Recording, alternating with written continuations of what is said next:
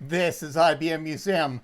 A little bit of a hasty video here, but I have behind me just kind of opened up a PS2 Model 80. And this is the Type 1 planar. This is the 16 megahertz version that was the lowest in Model 80. And I do have the front off of it. I've got the cover off the side. I have a diskette drive that I had to kind of kludge together or find one that was working on top here. I do have the Logitech just sky cammed over it just to show a little bit of the insides. And I think I've shown the insides of this before, although on this Type 1, I've gone through and I've pulled some memory cards, so I had to go through and run the reference diskette and a lot of other delays besides the diskette cable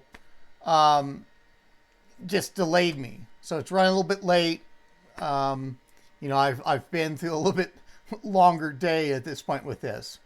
But I wanted to show where the Type 1, that does have the CPU in front of the adapter slots. Right over in here.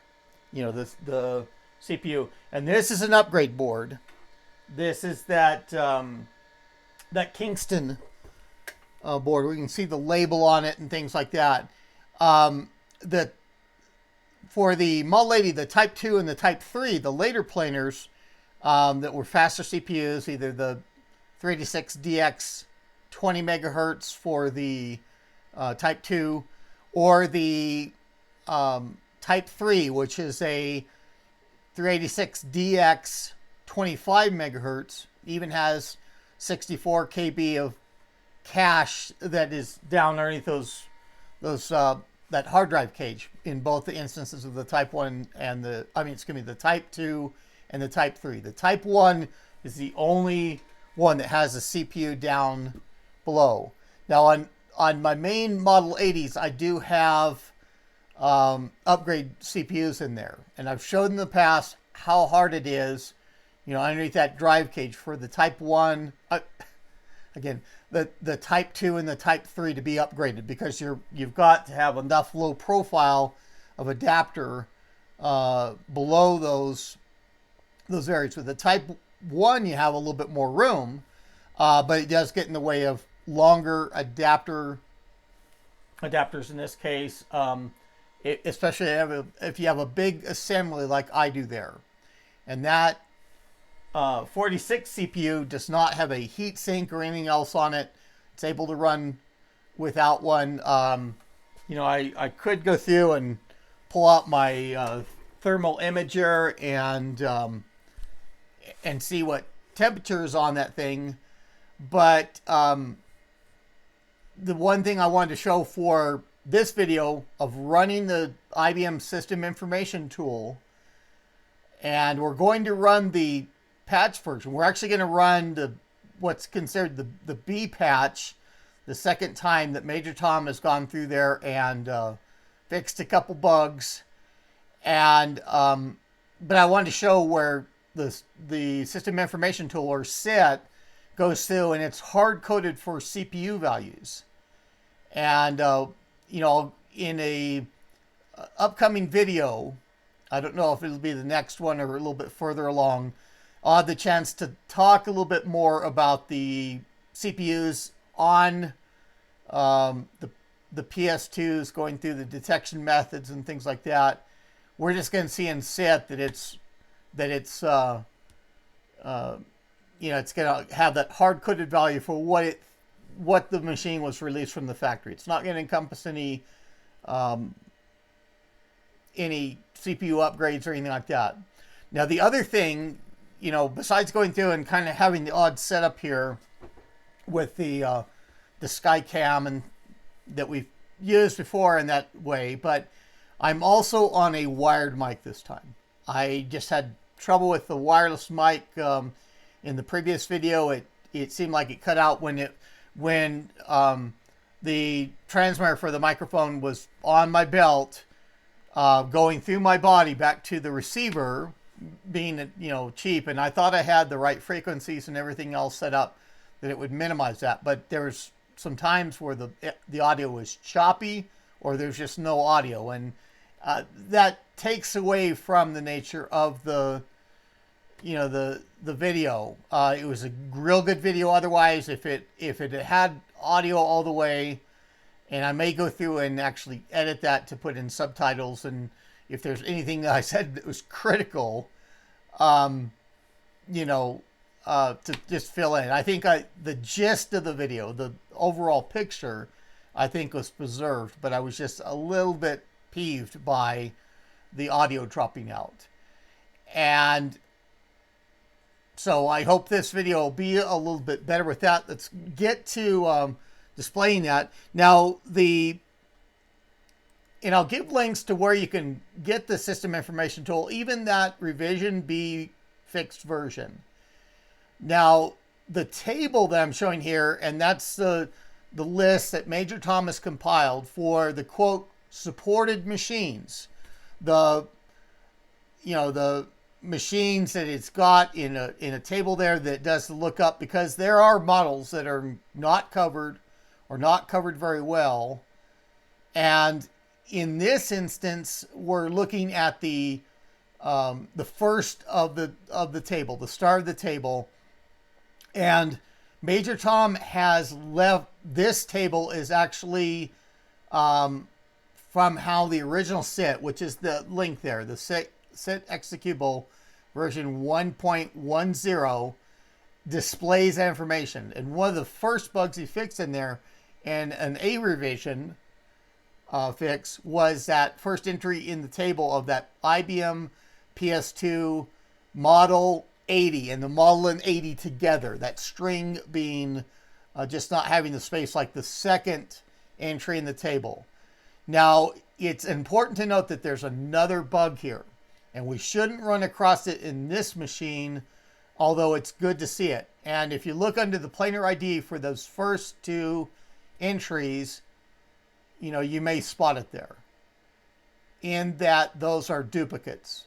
The FDFF hex value for the planar ID is actually most appropriate for the type 1, the first entry that we have on that table. And that's the type of machine that we're running the system information tool on.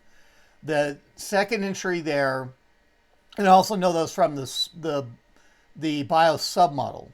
Model is F8 hex, of course. It's 386SX or above. But the type 1 planar is a submodel 00 hex, as it shows here on the first entry.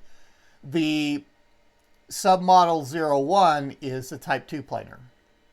And the type 3 planar, there's actually not an entry for it. There's a duplicate entry elsewhere of another model 80, and I think that that's probably a bug in there as well. It's just mixed in. It has a inappropriate entry. And the nature of fixing the system information tool for these bugs, it's going to reach a point of diminishing returns. There's not really be a chance of adding on more supported models or more adapters that are supported. It's just going to be, that's going to be so much work, and we're better off going with the revisions like I'm trying to build or the replacements to that system information tool that will go take it further, cover more models, cover those more accurately, not just have hard-coded values in there. We saw one of the revision B changes that Major Tom did was that, that bug on the P70 of just showing one adapter slot, and him going through and expanding that, and also expanding the other models of the 55SX, the model 70, the models that have are viewed as having 4 adapter slots, and they were going through and just having 3 and going through and suppressing that 4th adapter slot, which is typically the DBA ESDI drive that was on those systems.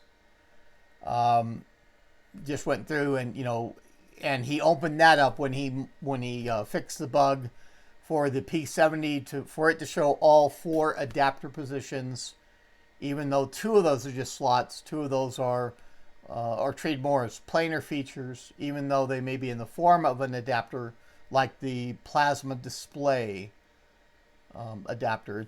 It's a 16-bit adapter with base video, but it's designed to be in the P70 case and not elsewhere. Runs display on one side, and then has a VGA connection, or high density DB15 to connect up a monitor. So we'll be going over the type 1 planar here initially, and it may be where the system information tool just has to be fixed to do that that type 2, and would especially have to be edited or the entry changed appropriately if it can be done for even the type 3. And I just want to show what it's going to look like here for when it runs. Of the strings are fixed for the identifying this type 1 correctly, and not having it has a space in there for the Model 80, but we should see this display correctly, at least in this instance. So let's go ahead and put the browser away. We are going to go down. We will also hide the SkyCam that we're doing. We've got that image of the patch version of the system information tool, and I've got the keyboard. I can go through, and this wired mic will allow me to turn around, and it's long enough to let me move around, but it's just something I have to do to get the better audio. I may have to turn around and face the display at some points, but I've got the keyboard here too. Okay, so I didn't see, and I thought it copied the right information, but we'll see later on that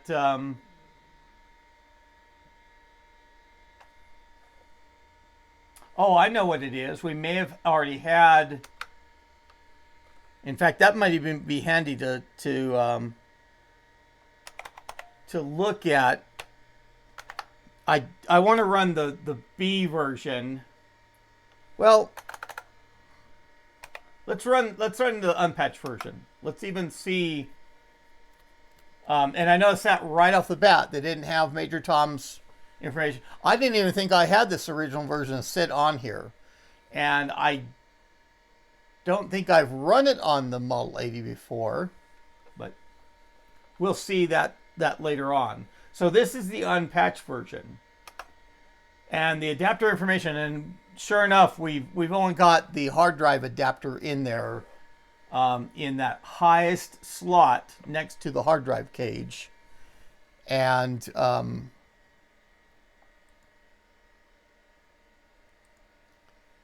of that, just right along this edge here is that hard drive adapter. And that is that's the full ESDI version, since the controller and drive are separate. It's that big, loud, I don't know if you can hear the whine with this microphone, of the big ESDI drive. So there's the details for that. And since the Model 80 has, with this original version, is correctly listed as 8 adapter slots, that's showing correctly. Disk information, okay, hard drive by letter, and then that drive C, no volume label. That's that big 300, and I think ultimately it's a 3, I'm trying to think if it's 315 or 3, but That's that big ESDI drive that's on this machine. And this would have come for the very, probably not on the Type 1 adapter for the drive size, even though the ESDI controller is appropriate. But it would have had a smaller ESDI drive. And there was the 44 meg ESDI drive that was typically on the Model 60 for the high-end model. And then there was also the 70 megabyte that was more common with the Model 80, or at least the low-end Model 80s. Okay. And, okay, my device number. Okay, so 314 million bytes. Okay. Even though it comes in human terms to be 300 megabyte. And showing all those 4 possible partitions, but I've just got it as one 16-bit file allocation table partition, or FAT partition. What might be called FAT16. And diskette drives, I've got the 1.44 megabyte drive that I just had to find one that worked and get it connected to the system in this manner. Okay, keyboard information. The 101, 102 key keyboard is supported. Notice there's no other additional details about the typomatic rate or anything else.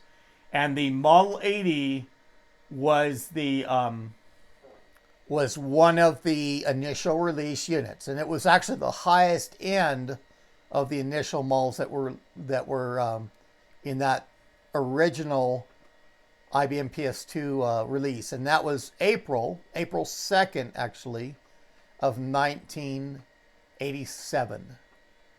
So, just count the time of it's been the number of years, and it's not an even number.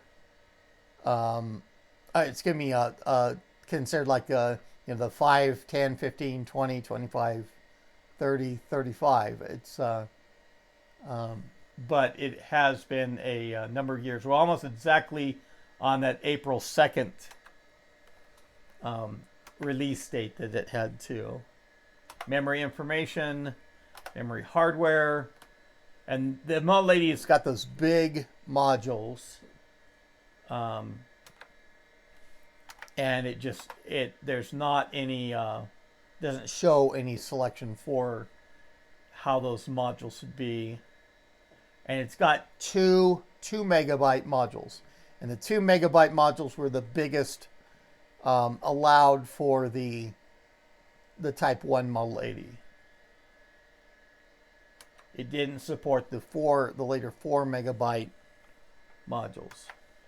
The Type 2 did. And I think it supported them as, I think it still supported them as 2 megabyte, not the full 4 megabyte capacity. But, and we do actually have the mouse driver loaded. I've got the mouse around somewhere, but we just see that block cursor in the middle of the screen for it, for the system information tool having that mouse support. Okay, miscellaneous technical information, system feature bytes information, second interrupt chip is present, real-time clock is present, wait on external event is unsupported, extended BIOS data area is allocated, system has a microchannel bus, DMA supports 24-bit address space, keyboard functionality call is unsupported. We saw that with the keyboard entry before. Return POS data call is unsupported. Return memory map call is unsupported. Enable disable processor functions call unsupported. 8042 keyboard controller in system. Data streaming is unsupported. And that was that bug that Major Tom corrected as well in this first initial. So even if we are running this on a system that did support data streaming, it would be reported in as unsupported in this unfixed version. And then, okay, SCSI subsystem not present on the system board. Information panel is not installed. This is not an IML system. And SCSI support is not in the IML image. Okay, mouse information. We do have the mouse driver loaded. And I think that's probably, I think it reported a Logitech driver when it, on that initial screen. And of course the PS2 connection operating system. We're at DOS 6.20, so that's MS-DOS 6.20. Model and processor information. This is where we should see that lack.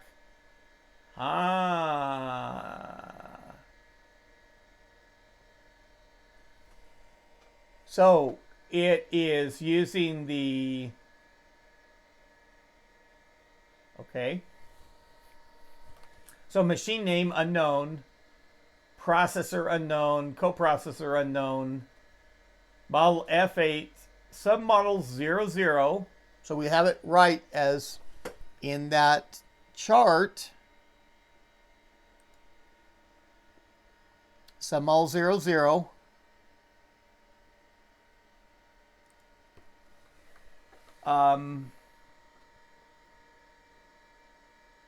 And then the BIOS revision of 00, or the first revision of that BIOS, of the ROM BIOS ROM date of 03/30, or the 30th of March 1987.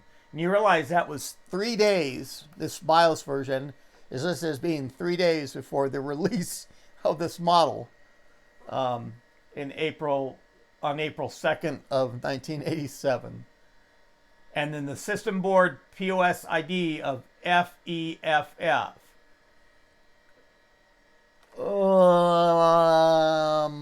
Okay. We may go through and actually check that out a little bit further, because I'm fairly certain it should actually be the FDFF value, and FEFF is the type 2. We're gonna go through and we're gonna check that out. We'll make this video longer.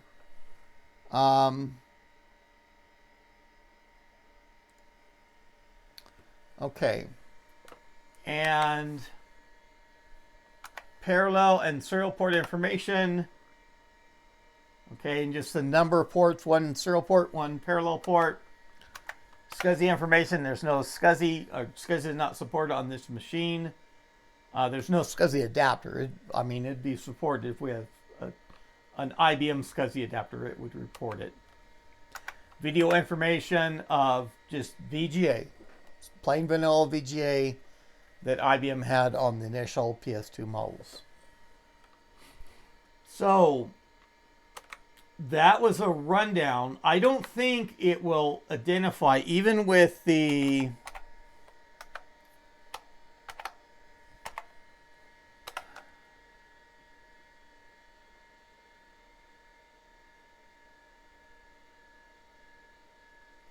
B version that Major Tom has done. Yeah, it still reports all the same for the model and processor. So it's just the SID is still mixed up on the Model 80. And I was thinking that the Type 1 had run correctly. I didn't think the Type 2 would run correctly.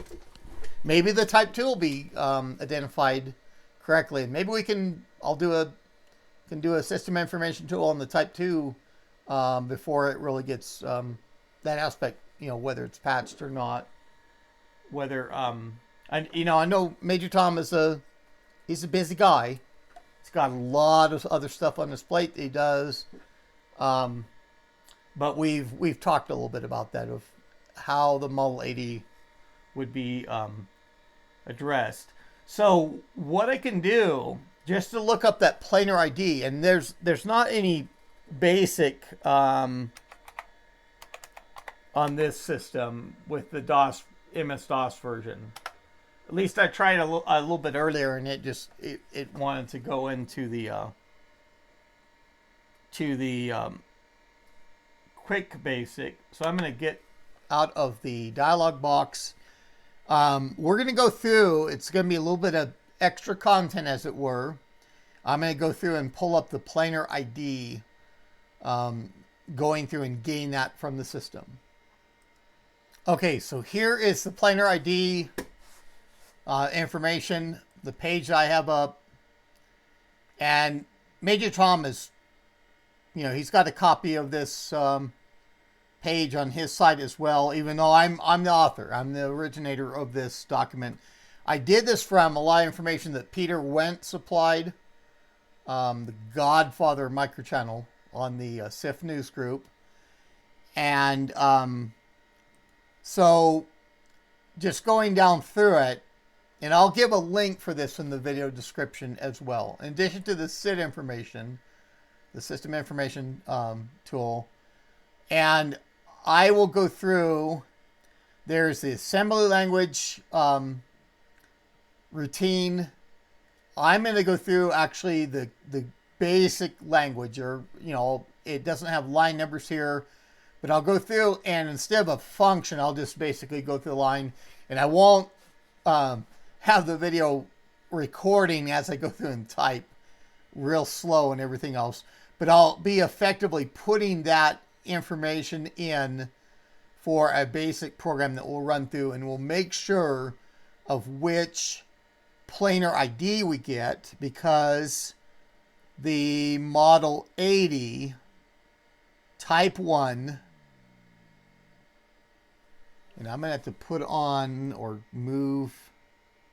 I have this moth flying around too. Enough screens too that I turn out the lights, and he's going to go towards the screens rather than, even if I had the door, he's not going to open the door. He's not going to go outside, but that's fine. We can just kind of consider him the same as the IBM B. And I haven't even unwrapped this from the pack yet. I've got this from that official IBM store, still in the plastic wrap, an official IBM item. Yeah, I saw it. It's kind of neat, little stuffed version. That's the only stuffed version they have of the I. They don't, of course, they don't have the M as a little stuffed symbol either. But the Model 80 Type 1, as I have identified there, is FDFF. And the Type 2 is FEFF. And the Type 3 as FFF9 hex. So we're going to go through. We're going to put in that little routine for the we're going to type up, and I'm going to run. We're going to determine the planar ID in real time. So I'll be right back once I get that typed in here. Okay, so here is our planar ID code that I had up from that page. And just, I put through a format with QBasic. You don't need line numbers or anything like that. And I went through at the end of that, and I'm printing the value. Here it goes through and it puts it in the function for return to a program. So here on my code that I've put in, I've had to where the I'm printing that in the final line. Planar ID, colon, and then the hex string of the planar ID. And that is, where there's particular values that have put out or a particular ports here for the how the planar ID is set up, and that's, then it goes through and retrieves those values and multiplies the high byte times 256 because that's the high order byte value, and then adds the low byte, and then gets out of the system setup by that out 94 hex, and sends out the value of FF hex. Basically gets out of system setup mode. Now I do have the mouse pointer here, and so I'm able to use that going up to the menu, going down to run, and selecting start. Run, start. Okay, so there we have it, and I was wrong. The planar ID, we'll have to pull out a type 2 planar now and run the same code. I can actually go through and I'll back up this program to my system information tool diskette for that process, so I don't have to retype it in again. I know you guys didn't have to watch that 2-finger typing, but we need to run through the this on a type 2, and I get because I was so sure that my chart was correct, that I have that type 1 model as F.